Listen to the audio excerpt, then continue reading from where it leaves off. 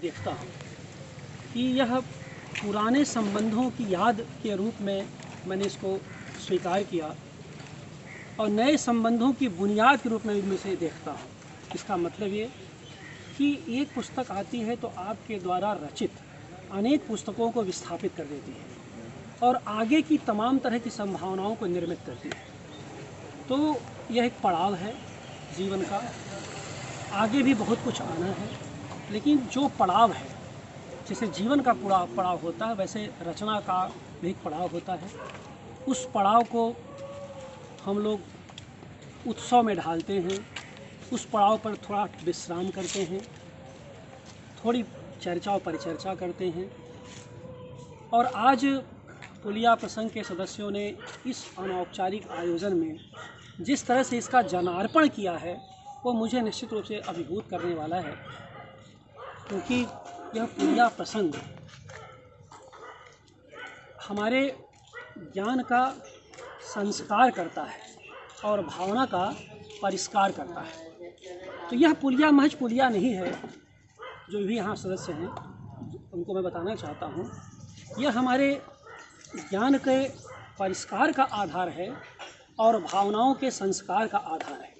और आप जानते हैं कि संस्कार और परिष्कार के बगैर कोई भी विकास संभव नहीं है। आज भगवान बुद्ध का जन्मदिन है, आज बुद्ध पूर्णिमा है, क्योंकि बैसाख पूर्णिमा कहलाती है। इसमें बुद्ध की बहुत जगह स्मृतियाँ भी हैं। मैं उस बुद्ध को सबसे पहले प्रणाम करता हूँ जो संवादी थे, जो आलोचनात्मक थे, जो तार्किक थे। कहीं न कहीं से बुद्ध की वो जो पुनर्नवता है वो हम तक जाने अनजाने आई है। जितना भी अंश हम ले पाए हैं उसमें एक कविता ही है कि गंगा ने परंपरा दी, बुद्ध ने दी पुनर्नवता, कबीर ने अल्हड़ता दी, रविदास दिए मानवता। ये कविता ही, उस पर मैं विस्तार से नहीं जाऊंगा, उस पर हमारे आलोचक चर्चा पर चर्चा करेंगे तो करेंगे। लेकिन आप समझिए कि मेरे पास परंपरा का भी बोध है और मेरे पास उसकी पुनर्नवता का भी बोध है।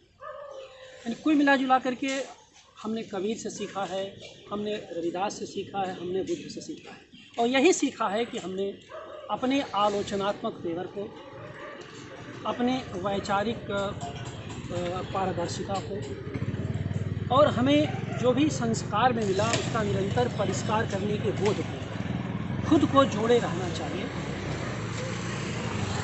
बुद्ध को मैं आज इस नाते भी याद करता हूँ कविता से अधिक कि बुद्ध को ज्ञान घर में कहीं नहीं मिला था। बुद्ध को भी ज्ञान, ये पीपल का पेड़ है ना, यही बोध वृक्ष है, यही बोध वृक्ष है। इसलिए संबुद्ध बुद्ध को और इस पीपल के पेड़ के नीचे वो रहा होगा निरंजना का तट, बुद्ध हमारे बीच बैठे हुए हैं। हम सब बुद्ध हैं, आज के दिन हम सब बुद्ध हैं। तो मैं इस पुलिया को आज संबुद्ध पुलिया के रूप में याद करना चाहता हूँ। ये संबुद्ध पुलिया है। इस संबुद्ध पुलिया पर बैठते ही और पीपल के पात के हिलते ही हमारी भीतर की जितनी जड़ताएं होती हैं सब समाप्त हो जाती हैं। और ये तब होता है, ये तभी होता है जब सामने वाले को आप ठीक से समझने लगते हैं। रचनाकार की बुनियादी जो विशेषता होती है या होनी चाहिए वो होती है प्रकृति को, परिवेश को, व्यक्ति को, मनुष्य को बुनियादी तौर पर समझने की कोशिश करना। यही तो साहित्य है।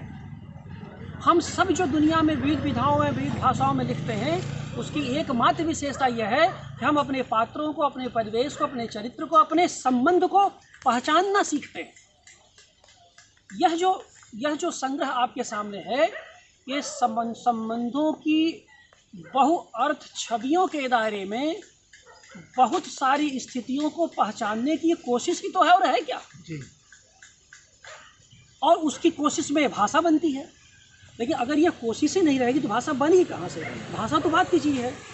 तो मैं समझता हूँ कि आज का यह जो पुलिया प्रसंग पर, यह जो वया नई सदी का जनार्पण आप सब ने किया, जिसमें कि हमारे मजनू जो चाय वाले रहे, अखबार वाले रहे, हमारे फल वाले रहे, और यहाँ से मैं यहाँ जितने छात्र शिक्षक बैठे हैं पूरे विश्वविद्यालय से, तरह तरह फील्ड्स के हैं, आप सब आए। मैं आभार क्या बात करूं, क्योंकि सब मैं तो आपको सबको शुभकामनाएं देता हूं, क्योंकि इसमें सभी मुझसे छोटे ही हैं, तो सबको अपना आशीर्वाद देता हूं, सबको शुभकामनाएं देता हूं। डॉक्टर साहब आए, इनके प्रति आभार व्यक्त करता हूं, और आप इसको पढ़िए, आप इसको समझिए। मुझे लगता है कि पढ़ते पढ़ते भी लिखने की एक लालसा पैदा होती है, सुनते सुनते भी बोलने की एक इच्छा पैदा होती है। यहाँ जितने भी छात्र छात्राएँ डॉक्टर साहब बैठे हुए हैं, यह जो पुलिया प्रसंग चल रहा है, यह हर प्रकार की औपचारिकताओं से मुक्त प्रसंग को रचता है। यहाँ जैसा कि हम लोग घाट वाक में करते हैं, यहाँ कोई आचार्य नहीं, कोई छात्र नहीं, सब समान धर्मा हैं, क्योंकि सब को हम लोग ज्ञानी मानते हैं, और ज्ञानी मान करके उनकी अंतर आत्मा को खुली छूट देते हैं कि जो भी संवाद करना चाहें, जो भी बोलना चाहें बोले। और यही वजह है कि यह पुलिया प्रसंग अपने घाट वाक की तरह सुदूर पूरी दुनिया में व्याप्त हो चुका है। और हमारे वरिष्ठ कवि मित्र ने पुलिया प्रसंग पर एक शानदार कविता लिखी है, जिसका पाठ भी हम लोगों ने किया है। मैंने दूर बैठे हुए लोग भी इस बातचीत को रस लेके सुनते हैं, सोशल मीडिया के माध्यम से जानने की कोशिश करते हैं। तो मैं समझता हूँ कि यह एक शुरुआत है, एक सिलसिला है, और यह सिलसिला ऐसे चलता रहेगा, जो कि अंततः हम लोग एक समतामूलक, जिसे कहते हैं समतामूलक, समाजवादी, मुक्तिकामी समाज की निर्मित की दिशा में कुछ प्रयास करेंगे। और इन जो अनौपचारिक बातचीत में जो कुछ टपकता है, ऐसा नहीं कि वो अकारण होता है, उसको हम लोग धारण करते हैं। और जैसे आपने इस संग्रह को जो लोग पढ़ेंगे, और आप सब पढ़ेंगे तो मुझे अच्छा ही लगेगा। आखिरी बात एक बात बनना चाहता हूँ, सारे रहस्य का उद्घाटन आज नहीं करूँगा, अभी तो बहुत सारे अवसर आएंगे। इसमें कि ज़्यादातर कविताएं चलते फिरते, पुलिया पर बैठते, चबूतरे पर बैठे, पेड़ के बारे में सोचते लिखी गई हैं, घाट घूमते, बनारस को देखते। इसमें कोई भी कविता बैठ के नहीं लिखी गई, ज़्यादातर कविताएं गति में चलते फिरते लिखी गई हैं, और ऐसे ही जगहों पर। और ये ऐसा नहीं कि बनारस में ही सब बैठ के कविताएँ लिखी, चलते फिरते जहाँ जहाँ मैं गया, जहाँ जहाँ जिन भी स्थानों को मैंने देखा, तो उनसे भी ले करके, उनसे जुड़ करके, उस परिवेश से जुड़ के भी कविताएँ लिखी गई हैं। और मुझे लगता है कि शायद अगर मैं घर में बैठ जाता या एक जगह बैठने की कोशिश करता तो मैं कुछ न लिख पाता। ये मैं भी महसूस करता हूँ जब मैं इसको पढ़ता हूँ कि सारी, इसलिए आप देखेंगे सारी कविताओं में एक गति है, एक हलचल आपको पढ़ेंगे तो नज़र आएगी। वो अच्छी है बुरी है ये पाठक तय करेगा, उस पर मेरा कोई कमेंट नहीं है, लेकिन ये इन सब ज़्यादातर कविता के प्रसंगों को मैं जानता हूँ कैसे लिखी। पता चला कि वो स्वतंत्रता भवन से विंध्याचल जी हैं, अमरजीत हैं, उदय हैं, हम लोग चल रहे हैं, टहल रहे हैं, अचानक कोई दृश्य हमारे सामने आया और वो मेरे मन में खटका और देखा, और मैं